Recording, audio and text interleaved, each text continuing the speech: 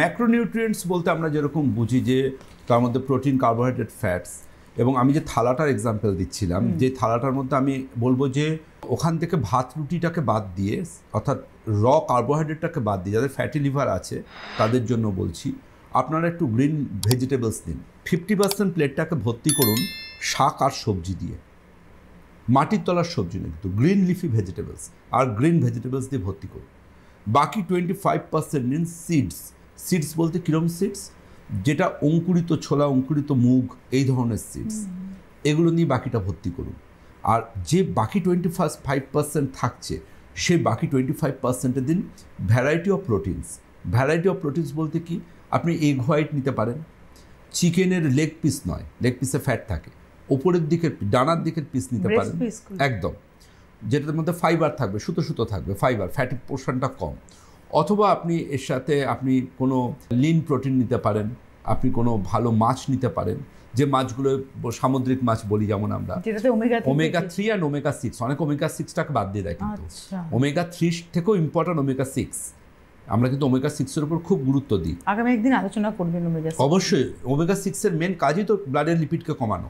আচ্ছা, এটা তো আনস্যাচুরেটেড ফ্যাট। আনস্যাচুরেটেড ফ্যাট মানে আমাদের কাছে অমৃত সম। ফ্যাটি লিভার মানে ফ্যাট বাদ দিয়ে দেওয়া নয়, সেই ফ্যাটগুলো নিন যে ফ্যাটগুলো উপকার।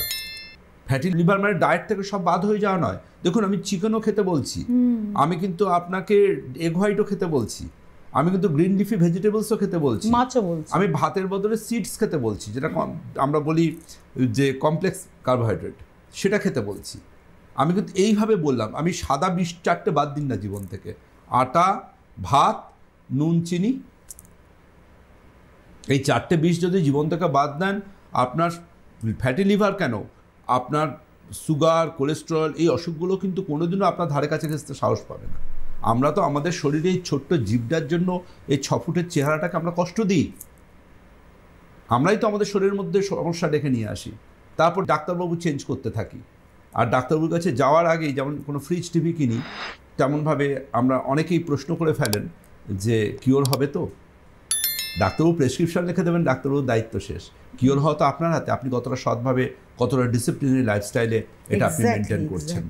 সুতরাং এক্ষেত্রে, আর লিভারের ক্ষেত্রে আমি আর লাস্ট বলে রাখি, ফাইব্রোস্ক্যান আর লিভার ফাংশন টেস্ট, এ দুটো করিয়ে ওই রিপোর্ট পাঠিয়ে কিন্তু আপনারা অ্যাপয়েন্টমেন্ট চাইবেন। এটা কিন্তু ভীষণ গুরুত্বপূর্ণ, বা অন্ততপক্ষে ইউএসজি আপার অ্যাবডোমেন।